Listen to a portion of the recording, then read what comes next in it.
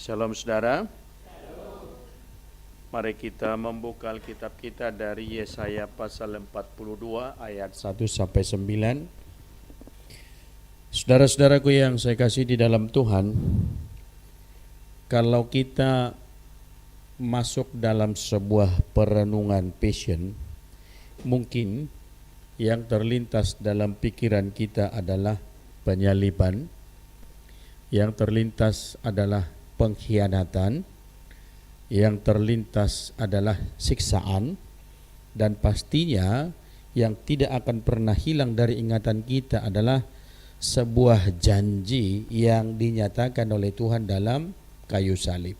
Janji penebusan, janji keselamatan, janji pertolongan, dan itu juga yang akhirnya menjadikan Paskah sebagai perayaan yang luar biasa, membahagiakan seyogianya. Tetapi sebelum ke sana saudara-saudara, kita diajak pada malam hari ini untuk merenungkan sebuah status keberadaan penebus itu yang disebut sebagai judul dalam firman ini adalah hamba Tuhan. Maka pertanyaannya adalah, siapakah hamba Tuhan? Kalau ditanya saudara, siapakah yang disebutkan hamba Tuhan? Secara umum saya yakin kita akan menjawab bahwa hamba Tuhan adalah para pendeta. Orang-orang yang melayani di gereja secara full time. Tetapi sesungguhnya kalau kita mau bicara tentang hamba Tuhan adalah mereka yang melakukan perintah Tuhan. Itu tidak berbicara soal status jabatan yang dibuat oleh manusia. Pendeta adalah jabatan gerejawi, tetapi hamba Tuhan adalah berbicara tentang fungsi. Apakah kita menyebut diri sebagai orang-orang yang percaya? Ketika menyebut diri orang yang percaya, berarti kita menyadari kita harus melakukan firman, maka sadar atau tidak, kita sesungguhnya sudah hamba Tuhan. Sehingga kita semua yang berkumpul pada malam hari ini, yang datang beribadah kepada Allah, ingat bahwa saudara dan saya, kita semua adalah hamba-hamba Tuhan. Amin saudara? Amin?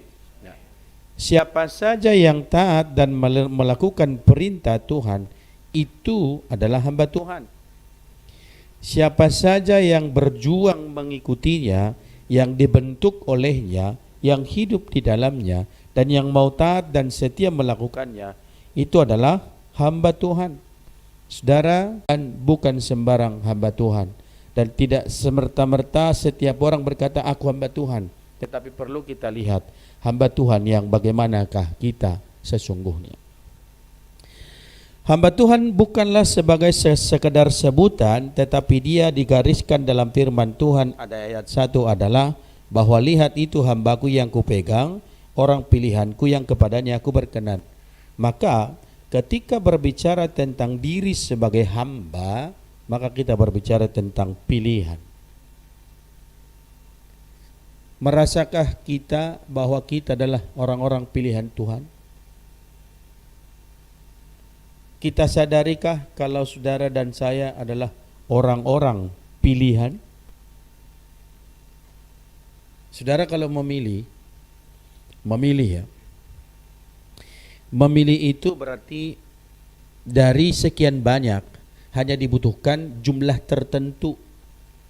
Maka kalau kita memilih, pastinya ada yang tersisihkan, ada yang tidak dibutuhkan.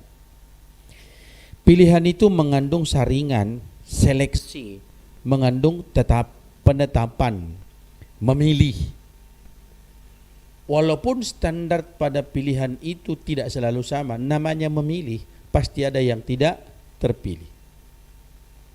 Nah saudara, ketika kita hari ini berbicara tentang hamba Tuhan yang digariskan dalam ayat 1, itu berarti saudara dan saya sudah dipilih dari sekian banyak orang, dari miliaran manusia di dunia ini, dari puluhan miliar, dari pernah zaman penciptaan sampai hari ini, bahkan sampai hari kiamat nanti, mungkin puluhan miliar orang. Saudara menyadarikah kalau kita orang yang dipilih Tuhan?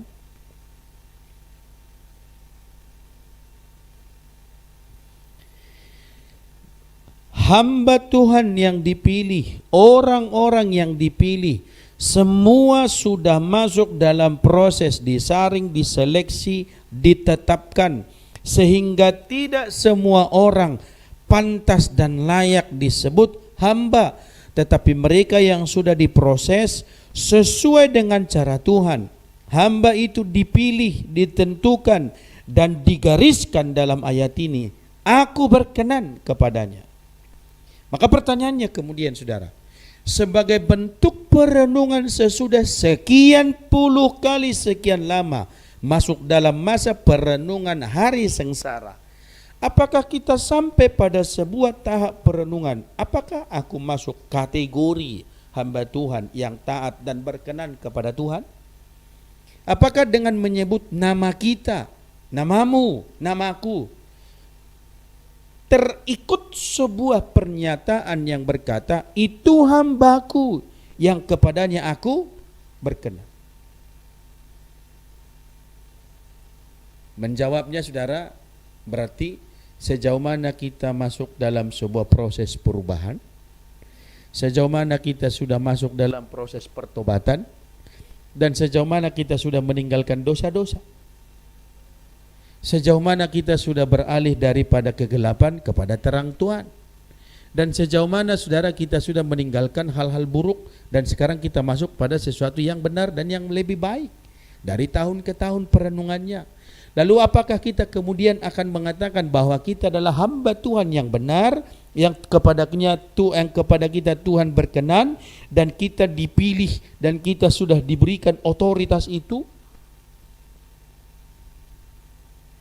Dalam banyak diskusi saudara-saudara, ada banyak orang yang berkata Kristen itu sebagai Kristen keturunan. Mungkin kebetulan kita lahir dari keluarga yang Kristen. Tapi saya mau katakan, itu pun bagian dari seleksi. Karena Tuhan izinkan kita lahir di situ. Apakah Tuhan tidak bisa mengizinkan kita tidak lahir dari situ? Bisa. Maka syukurilah tempat kelahiranmu sebagai keluarga yang sudah percaya kepada Tuhan. Tetapi bukan hanya soal status itu, tetapi tahap selanjutnya adalah ketika sudah ada dalam pusara itu, maka nikmati dan berubahlah sesuai dengan tuntutan Tuhan itu. Amin saudara. Apalagi bayangkanlah kemudian kalau kita tidak lahir di dalam keluarga kebenaran yang benar itu, mungkin kita tidak akan tahu arti dari sebuah kebenaran. Maka jangan katakan, ini aku kebetulan Kristen karena Tuhan, karena lahir dari keluarga Kristen. No. Tetapi Tuhan mengizinkan kita lahir di situ karena itu bagian dari seleksi. Bagian dari proses, bagian dari di mana Tuhan menyaringnya, maka kita lahir dan kita boleh ada hari ini. Itu juga bagian dari proses itu. Tapi pertanyaannya, apakah ketika ada masuk di dalamnya, kita sudah menjadi seperti yang Tuhan mau? Sikap hidup, sikap moral, sudahkah lebih baik? Moralitas, etika, sudahkah lebih baik? Ketaatan, sudahkah lebih baik? Berkenan tidaknya Tuhan dikatakan dalam diri hamba pilihan Tuhan itu telah hadir dan telah lahir dan tinggal di dalamnya ada sesuatu yang ditaruh Tuhan yang tinggal di dalamnya. Alkitab katakan saudara, aku menaruh rohku ke atasnya dan meletakkan, menaruh diriku ada dalam dirinya, menaruh rohku ke atasnya. Itu berarti saudara meletakkan. Jadi ditaruhlah rohnya dalam diri kita. Roh itu terbenam, membentuk, mengubah, menuntun. Atau roh Tuhan itu menyatu dengan kita. Sehingga kita boleh berkata, hidupku bukan aku lagi, tetapi Kristus yang diam di dalamku. Maknanya adalah Tuhan taruh rohnya dalam kita, kita menikmati dan mengalami proses itu, lalu kemudian kita berkata, hidupku bukan aku lagi, tetapi Yesus yang diam di dalam aku. Apakah kita sekarang berani berkata, hidupku bukan aku lagi? tetapi Yesus yang diam di dalam aku? Atau apakah kita kemudian sudah mulai terbuka melihat pada sebuah realita bahwa hidupku bukan karena aku, tetapi karena otoritas dan kuasa Tuhan yang bekerja dalamku. Di dalam tahap mana saudara kita memilikinya? Dalam pemaknaan lain saudara, Tuhan menaruh rohnya itu berarti adalah aku mengurapimu. Itu artinya hamba Tuhan pilihannya dibekali, diperlengkapi secara khusus. Di dalamnya Tuhan menuntunnya pada satu tujuan yang jelas. Maka seluruh keberadaan dan seluruh apapun yang kita lakukan, seyogianya didorong oleh sebuah kesadaran ada maksud Tuhan yang bekerja di dalamnya. Ada maksud Tuhan yang perlu kita wujudkan di dalamnya. Maka dalam segala pembekalan itu saudara-saudara dikatakan begini. Ayat 3 kita baca bersama-sama. Saya yakin saudara kita ada banyak dalam posisi ini. Bulu yang patah terkulai tidak akan diputuskannya, dan sumbu yang pudar nyalanya tidak akan dipadamkannya. Tetapi dengan setia ia akan menyatakan hukum. Ia sendiri tidak akan menjadi pudar dan tidak akan patah terkulai, sampai ia menegakkan hukum di bumi, segala pulau mengharapkan pengajarannya.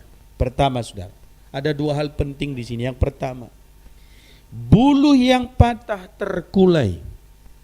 Sebuah gambaran saudara, bahwa tanpa Tuhan habislah sudah kekuatan manusia. Bulu yang patah terkulai gambaran habisnya kekuatan. Sudah patah dan terkulai, anggapannya adalah tidak ada harapan apa-apa. Anggapannya adalah ini sudah tidak ada yang bisa diharapkan, buang saja. Tetapi kehadiran Dia yang di dalamnya roh Tuhan bekerja akan menegakkannya lagi. Bapak Ibu dan saudara, pertama-tama perenungan pentingnya buat saudara dan saya, tanpa Tuhan itu kita seperti bulu yang patah dan terkulai. Tidak ada harapan apa-apa, tidak ada kekuatan apa-apa, tidak mampu tegak berdiri menghadapi situasi-situasi hidup. Yang kedua, sumbu yang pudar nyalanya. Gambarannya adalah hilangnya pengharapan. Siapa yang tahu palito? Dulu itu lampu jarang dibeli. Tapi dipotonglah seng kira-kira sedikit panjang, digulunglah itu, dibikinlah di dalamnya itu sumbunya dari kain selimut bekas. Dimasukkanlah itu dalam botol limun. Limun, tahu limun? Kalau sekarang dari Siantar itu jarang limun. Kalau dulu limun, kalau sakit panas kasih limun. Rasa vanila. Saparilla ya? Kayak saparilla, tapi limun tetaplah limun. Ya kan? Jadi kalau itu sudah dituang, dulu dibikinlah minyak tanah di situ, lalu dinyalakanlah. Kalau minyaknya sudah habis, lampunya itu meredup-meredup antara mau nyala dan enggak. Sehingga enggak, karena apa dia tidak nyala, tidak ada lagi sumber apinya karena minyaknya sudah habis. Sehingga dia hanya membakar kain kering yang dibikin sumbu itu. Jadi kalau sudah terbakar sumbunya, itu kan jadi tinggal debu semua, tinggal labu. Lalu nanti dibongkar lagi sengnya, baru ditarik lagi sedikit-sedikit. Enggak ada putar-putarannya, harus dicopot, lalu ditarik sedikit-sedikit. Kayaknya jadul banget ya. Anak-anak ini nengoknya gini, cerita apa pendeta ini pikirnya. Masih nyata itu, nyata. Jadi kalau mati lampu PLN pakai itu, hidungnya semua hitam. Ya kan, betul ya? Karena berasap terus dia. Jadi sekolah kita itu hidungnya semua kayak knalpot lah ini.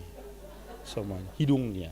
Jadi saya supaya kenapa saya melihat PLN itu kurang arus.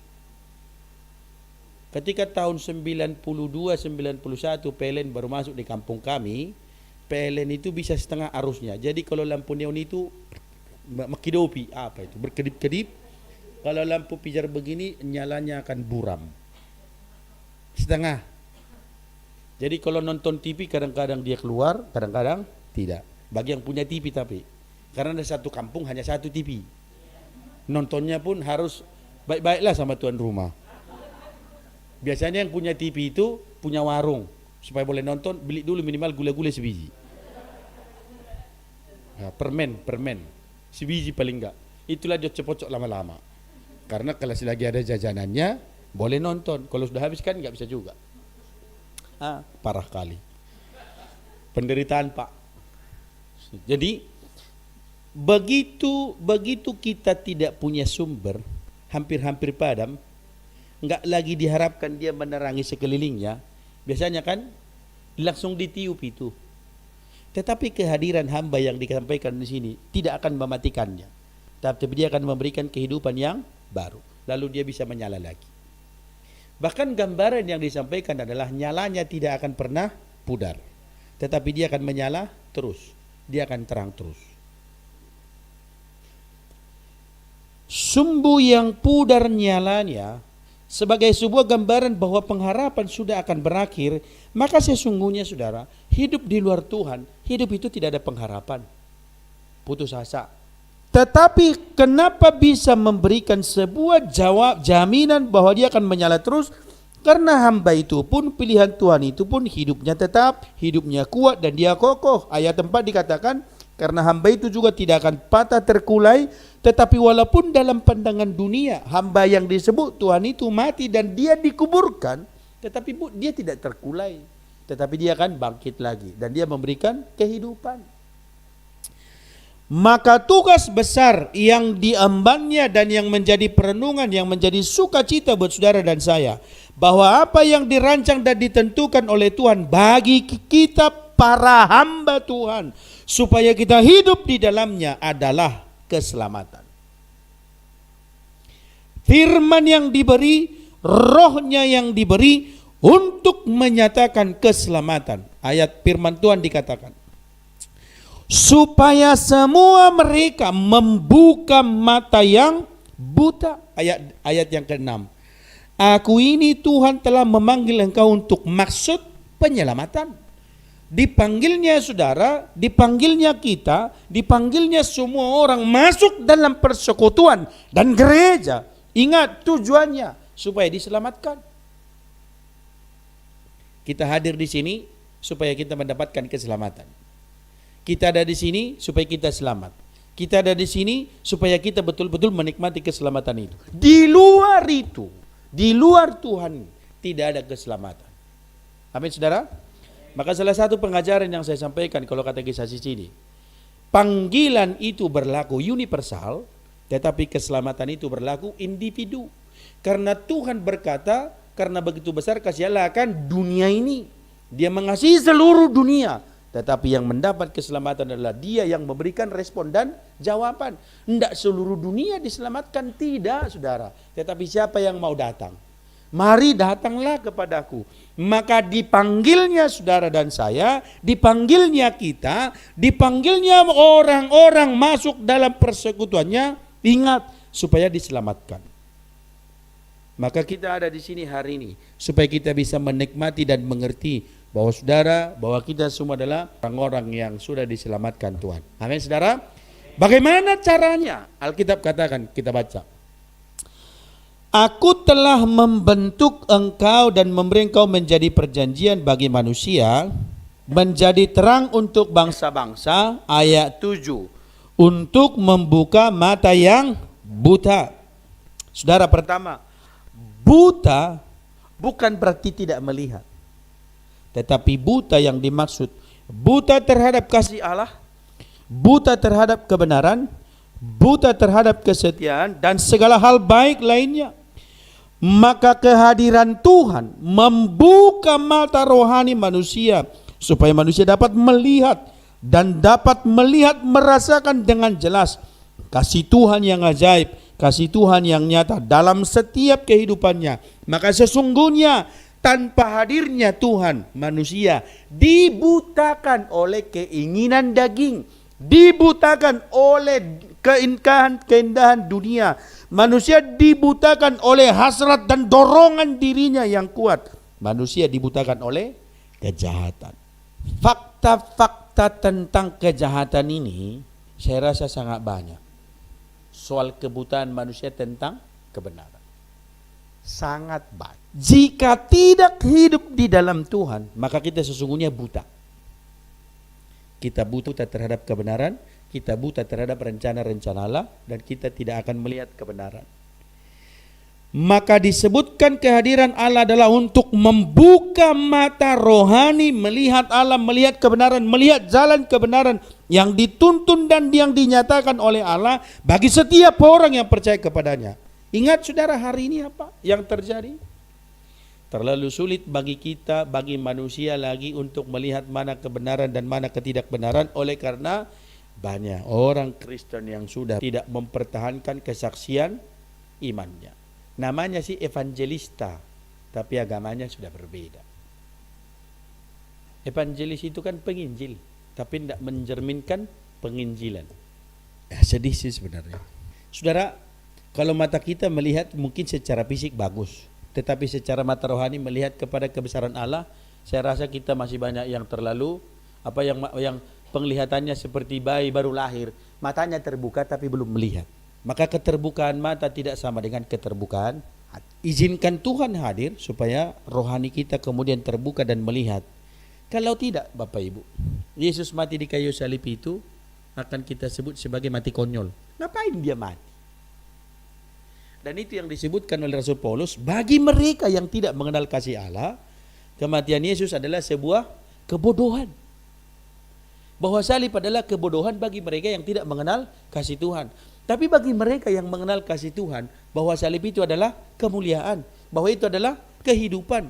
Ketika kita tidak dapat memaknai kehadiran Tuhan, penderitaan Tuhan, segala apa yang dia terima itu adalah demi Bapak Ibu dan Saudara dan saya, maka kita akan berkata, dia yang mati di salib itu adalah mati konyol, bodoh. Tetapi justru apa yang dipandang dunia sebagai bodohan, itu adalah sebuah kehidupan yang nyata. Yang kedua, saudara, bahwa kehadirannya untuk membebaskan manusia dari penderitaan. Ayat 7b, untuk mengeluarkan orang hukuman dari tempat tahanan dan mengeluarkan orang-orang yang duduk dalam gelap dari rumah penjara. Saya mau katakan, ada dua kata yang sama. Satu tahanan, satu lagi penjara. Tubuh ini adalah penjara bagi jiwa. Kalau Rasul Paulus menyebutnya, roh memang penurut tetapi daging lemah. Maka kita ini sebenarnya dipenjarakan oleh apa? Keinginan daging. Kita ini ditawan oleh apa? Keinginan mata. Kita ini ditawan apa? Dorongan hasrat kedagingan. Bahwa kita ini ditawan oleh apa, saudara?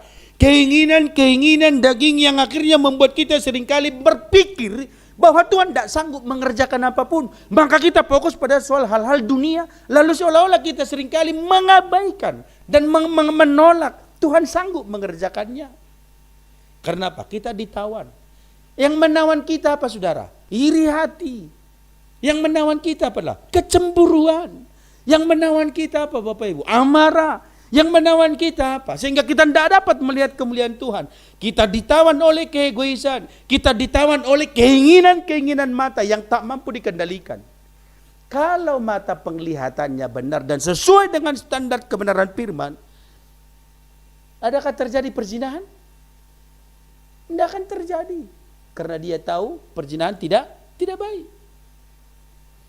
Tetapi apa yang menawan manusia? Kedagingannya. Dirinya ditawan, bahwa kita ini ditawan oleh kedagingan. Maka kedatangan Tuhan adalah membebaskan manusia dari tawanan dan penjara. Maka hidup manusia itu adalah sesungguhnya penderitaan. Bapak Ibu, kulit, daging, tubuh itu adalah penderitaan. Karena dia menuntut. Saya punya jam hadiah dari istri saya. Udah 2 tahun ini. Kode sebenarnya, soalnya mau ulang tahun lagi. Ketika baru dibeli bagus sekali. Tetapi sesudah dengan berlalunya tahun, waktu, bosan kan? Pengen beli lagi. Yang saya mau katakan Bapak Ibu, karena kita tidak pernah berkata cukup dan puas, maka kita didorong untuk mengerjakan dan melakukannya. Sehingga hari-hari, pikiran, seluruh tenaga kita, mau jujur Bapak Ibu, Seluruh tenaga kemampuan kita untuk apa? Saya enggak berkata bahwa semua berbicara tentang kesalahan dan dosa, tidak. Tetapi yang saya mau sampaikan adalah sebuah fakta dan kenyataan. Kami baru menikah, tidak ada kasur.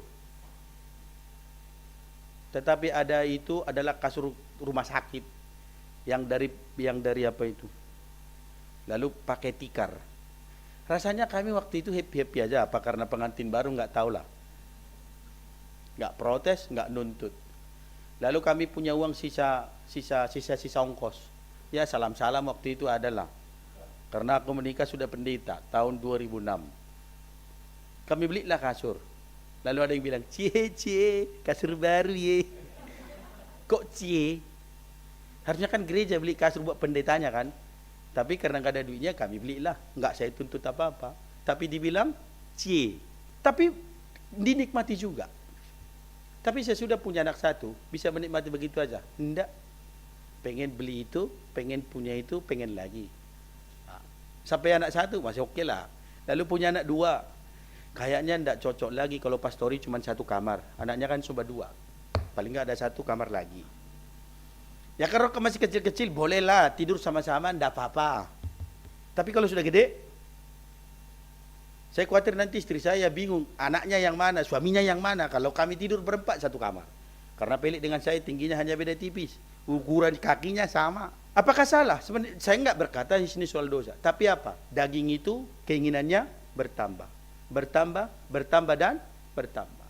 Buat kita juga sama.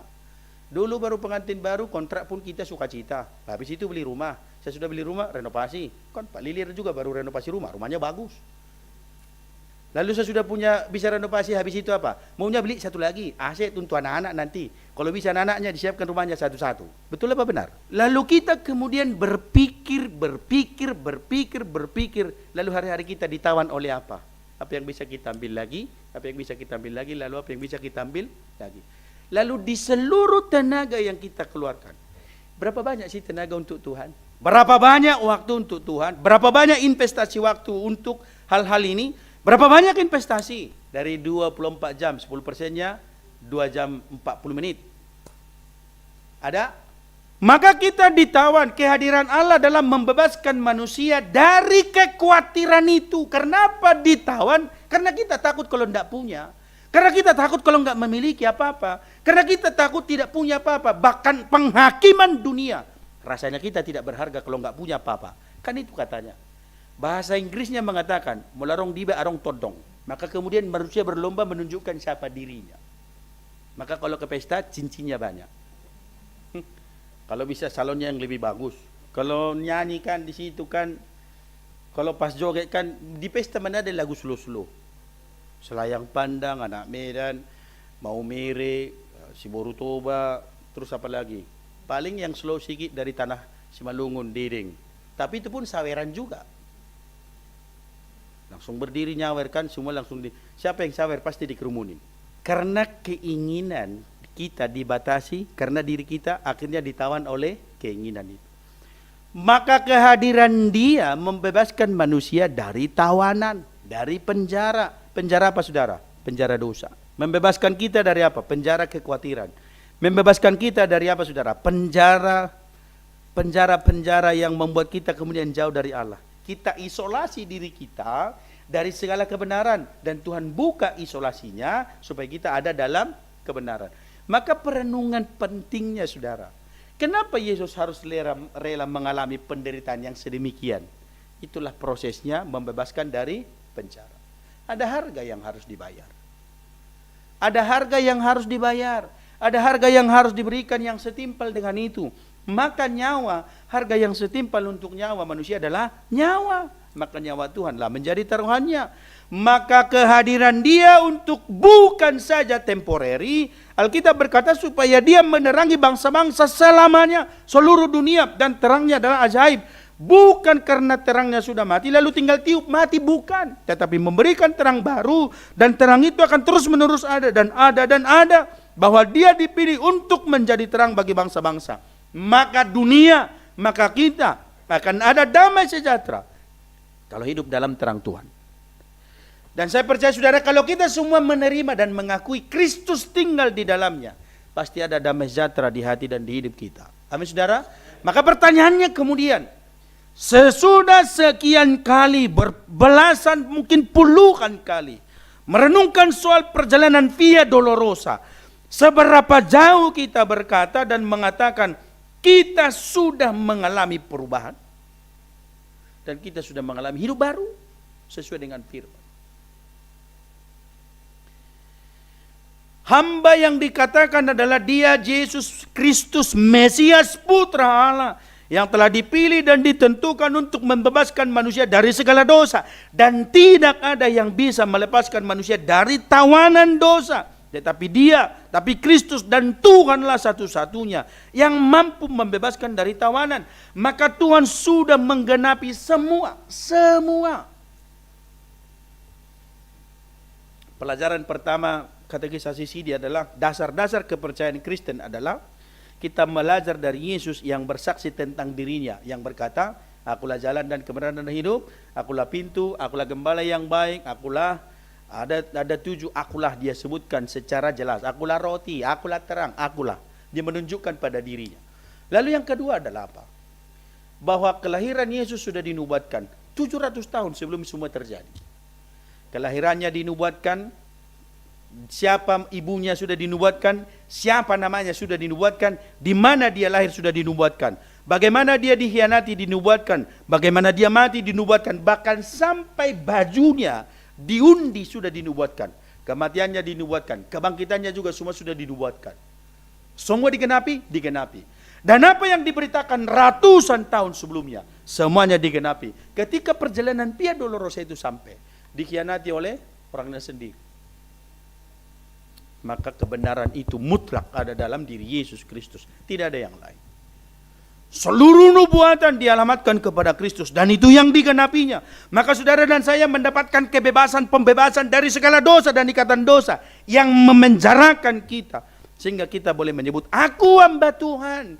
Saudara hamba Tuhan. Karena kita hidup dan melakukan apa yang berkenan kepada Allah. Ingat saudara, standar berkenannya seorang hamba. Ketika hamba itu melakukan apa yang baik dan berkenan kepada tuannya.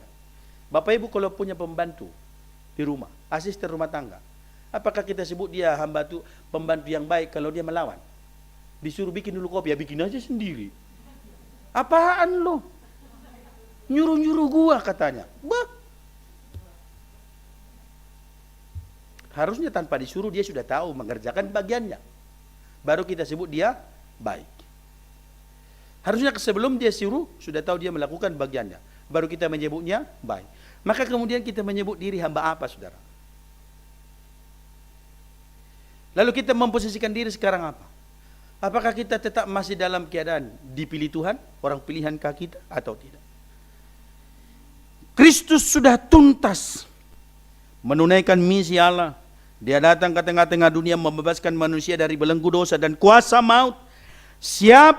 Setiap orang dari segala suku, bangsa, bahasa yang mau percaya dan yang mau menerima dia, yang mau mendekatkan diri kepadanya, dibebaskan dari perbudakan dosa dan hidupnya diberikan kemerdekaan. Dan kita boleh menyebutkan bahwa aku anak Tuhan dan hamba Tuhan, hidupku berkenan kepadanya. Ketika kita sadari roh Tuhan ada di dalamnya, maka kedatangan dan penderitaannya membebaskan kita. Sebuah karya yang besar dan karya yang ajaib, yang tidak bisa dibeli dengan apapun, yang tidak bisa disandingkan dengan nilai dan harga apapun, tidak bisa. Maka sedemikian berharga dan luar biasa hidup saudara dan saya. Bagaimana kita hidup di hadapan Allah? Bagaimana standar keimanannya? Kita tunduk kepala, kita berdoa.